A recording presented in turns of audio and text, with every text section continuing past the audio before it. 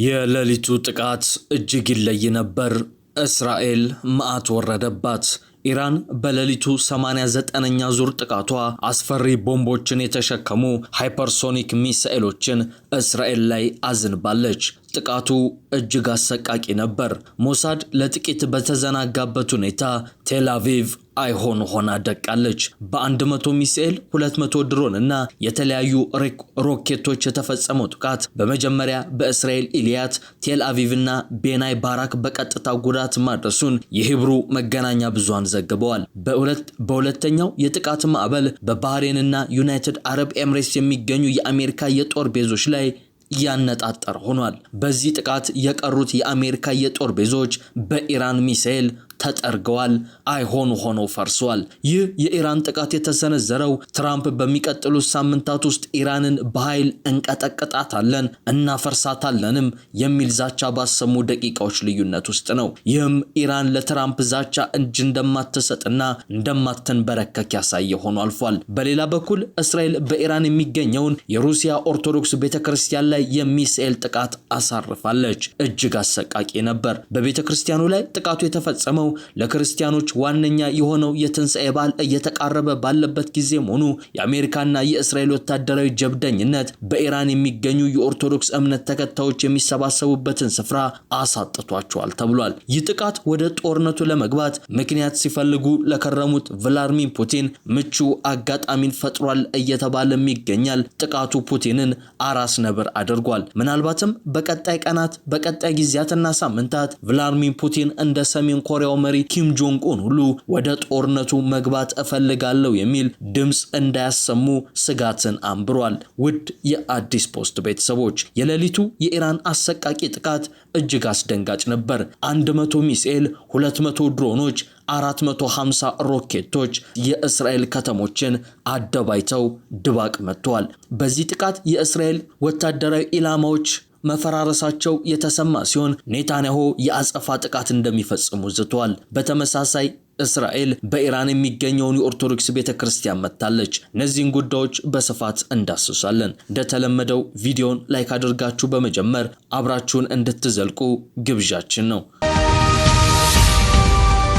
ፕሬዚዳንት ዶናልድ ትራምፕ ወታደራዊ ድል ባወጁበት ሰዓታት ልዩነት ኢራን 100 ሚሳኤል፣ 200 ድሮኖችንና በርካታ ሮኬቶችን ወደ እስራኤል አስወንጭፋለች። ኢራን 89ኛውን የእውነተኛ ቃል ኪዳን 4 የጥቃት ማዕበል ፈጽመዋለች። ሌሊት ላይ የተፈጸመው ይህ ጥቃት በቀጥታ ኢላማውን መምታቱን የኢራን ዜና ምንጮች አረጋግጠዋል። ያሙሳ ካላሙላህ የተሰኘው የኢራን ወታደራዊ ኦፕሬሽን በምዕራብ ኤዥያ የሚገኙ የአሜሪካ ወታደራዊ ይዞታዎችን ኢላማ ያደረገ እንደነበር ተዘግቧል። በ100 ሚሳኤል፣ 200 ድሮኖችና የተለያዩ ሮኬቶች የተፈጸመው ይህ ጥቃት በመጀመሪያ በእስራኤል ኢሊያት፣ ቴል አቪቭና ቤናይ ባራክ በቀጥታ ጉዳት ማድረሱን የሂብሩ መገናኛ ብዙሃን አዘግበዋል። በሁለተኛው የጥቃት ማዕበል በባህሬንና ዩናይትድ አረብ ኤምሬትስ የሚገኙ የአሜሪካ የጦር መሰረቶች ላይ መፈጸሙንም ሮያ ኒውስ ዘግቧል። የኢራን ወታደራዊ ባለስልጣናት በጥቃቱ ሄሊኮፕተሮች፣ የራዳር ስርዓቶችና አኳ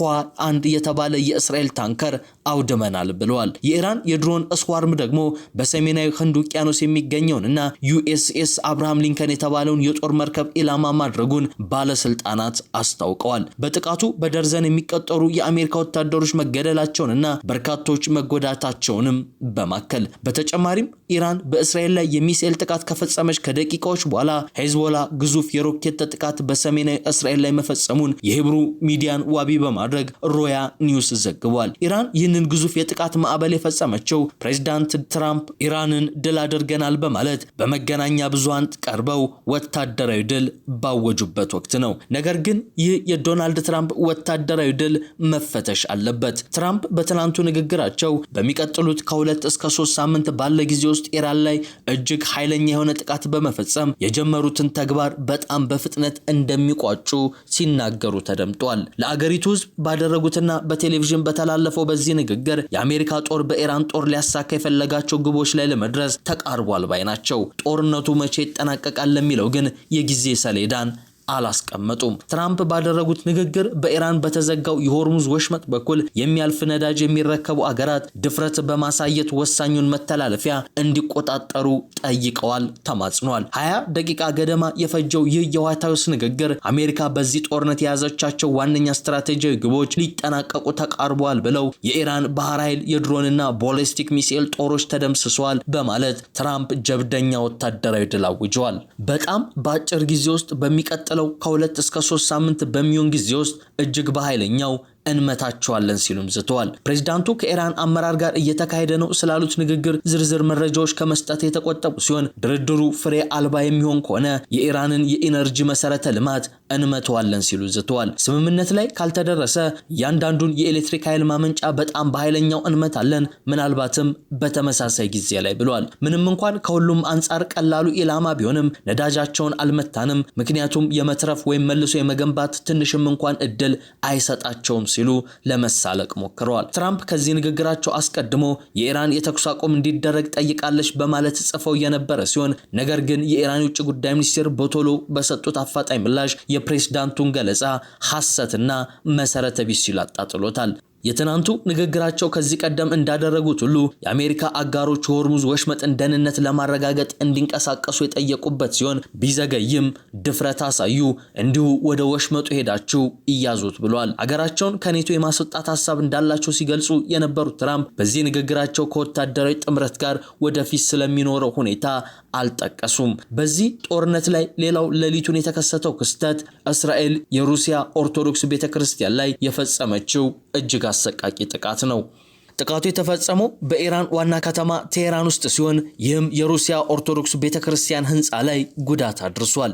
በኢራን የሚገኘው የሩሲያ ኤምባሲ ባሰራጨው መረጃ ቴሄራን በሚገኘው የቅዱስ ኒኮላስ ኦርቶዶክስ ቤተክርስቲያን አቅራቢያ 2 ጊዜ ጥቃት ተፈጽሞ የቤተክርስቲያኒቱ ዋና ህንፃ፣ የእንግዳ ማረፊያዎችና ሌሎች ቁሳቁሶች ላይ ጉዳት ደርሷል ብሏል። የሩሲያ ኤምባሲ ከፍል ጣሪያው የፈረሰ ህንፃና የተሰባበሩ መስኮቶችን የሚያሳዩ ምስሎችንም ከመልእክቱ ጋር አጋርቷል። በቤተክርስቲያኑ ላይ ጥቃቱ የተፈጸመው ለክርስቲያኖች ዋነኛ የሆነው የትንሣኤ በዓል እየተቃረበ ባለበት ጊዜ መሆኑ የአሜሪካና የእስራኤል ወታደራዊ ጀብደኝነት በኢራን የሚገኙ የኦርቶዶክስ እምነት ተከታዮችን የሚሰባሰቡበትን ስፍራ አሳጥቷቸዋል ሲል ኤምባሲው ወቅሷል። የቅዱስ ኒኮላስ ካቴድራል በሩሲያው የሥነ ህንፃ ባለሙያ የተነደፈ ሲሆን በኢራን ብሔራዊ የቅርሶች መዝገብ ውስጥ እንደ አገሪቱ ቅርስም ተመዝግቧል። የሩሲያ ኤምባሲ አሜሪካና እስራኤል በኢራን ላይ እየፈጸሙት ያለው ጥቃት የሲቪል መሰረተ ልማቶችን፣ ባህላዊና ሃይማኖታዊ ቅርሶችን ኢላማ ያደረገ መሆኑን በመግለጽም ጉዳዩን አውግዞታል። ነገር ግን ይህ ጥቃት ምናልባትም ወደ ጦርነቱ መግባት ለሚፈልጉት ቭላድሚር ፑቲን ሁነኛ ምክንያት ሊሆናቸው ይችላል ተብሏል። ምናልባትም በቀጣይ አጭር ቀናት ውስጥ ሩሲያ ወደ ጦርነቱ ልትቀላቀል እንደምትችልም እየተፈራ ነው የሚገኘው። ይህ ጦርነት ከፍተኛ መዘዝና ጣጣ ይዞ ተከስቷል።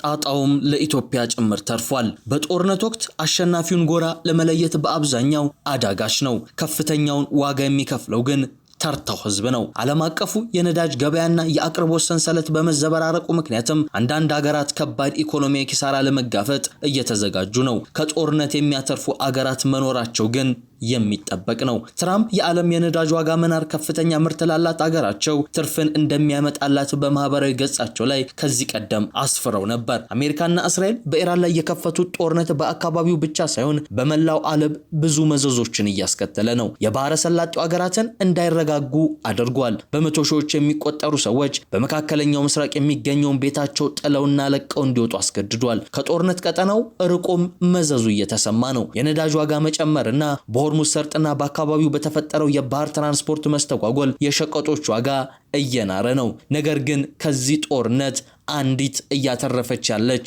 ሀገር አለች። እሷም የቭላድሚር ፑቲኗ ሩሲያ። ኢራን የሩሲያ ቁልፍ አጋር ስትሆን ጠንካራ ወታደራዊ ትብብር አላቸው። ሩሲያ ወዳጅ ከምትላቸው አገራት የኢራኑ ጠቅላይ መሪ አያቶላ አሊ ኻሜኒ መገደል፣ የሶሪያ በሽር አልአሳድ ከስልጣን መወገድና የአሜሪካ ኒኮላስ ማዱሮን በቁጥጥር ስር መዋሏ ለሞስኮ ዲፕሎማሲያዊ ግንኙነት መሰናከል ተደርጎ ግን ይቆጠራል።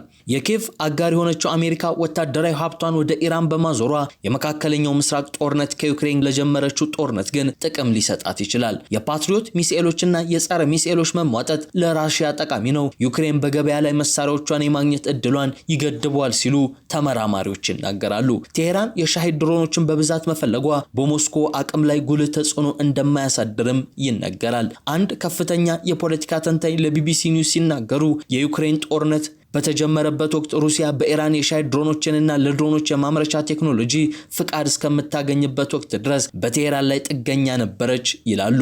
አክለውም አሁን ሩሲያ የዩክሬንን ጦርነት ለመቀጠል ኢራንን የምትፈልግበት ደረጃ ላይ ደርሰናል፣ ሩሲያ የሻሂድ ድሮኖችን በራሷ ማምረት ጀምራለች ይላሉ። ኢራን የሆርሙዝ ሰርጥን በመዝጋቷ የነዳጅና የጋዝ ዝውውርን በመቀነስ የነዳጅ ዋጋ እንዲያሻቀብ አድርጓል። ይህ ደግሞ በዩክሬን ጦርነት ምክንያት ከፍተኛ ጫና ውስጥ ለነበረችው ሩሲያ ከጋዝ ሽያጭ የምታገኘው ገቢ የተወሰነ የገንዘብ እፎይታ እየሰጣት ነው። የሩሲያ የፌዴራል በጀት በበርሜል $59 በምትሸጠው ነዳጅ ላይ የተመሰረተ ሲሆን አሁን የነዳጅ ዋጋ በከፍተኛ ሁኔታ ጨምሯል። ድፍድፍ ነዳጅ በበርሜል ወደ $120 የተሻገረበት አጋጣሚም ተፈጥሯል። ዋና የባህረ ሰላጤው ነዳጅ አምራች ሀገራት ምርታቸውን በመቀነሳቸው ሩሲያ እንደ ቻይናና ህንድ ላሉ አገራት ኤክስፖርት ለማድረግ እድል ከፍቶላታል። ህንድ ቀደም ሲል ከሩሲያ የምትገዛውን ነዳጅ እንድትቀንስ ስትወተወት ቆይታለች። በኋላም ቢያንስ እስከሚቀጥለው ወር ድረስ ከሩሲያ ነዳጅ እንድትገዛ ከአሜሪካ ፍቃድ ተሰጥቷታል። የነዳጅ ገበያ ጫናን ለማቃለል በሩሲያ ነዳጅ ላይ የተጣሉትን አንዳንድ ማዕቀሎች ስለማቃለል የተጀመሩ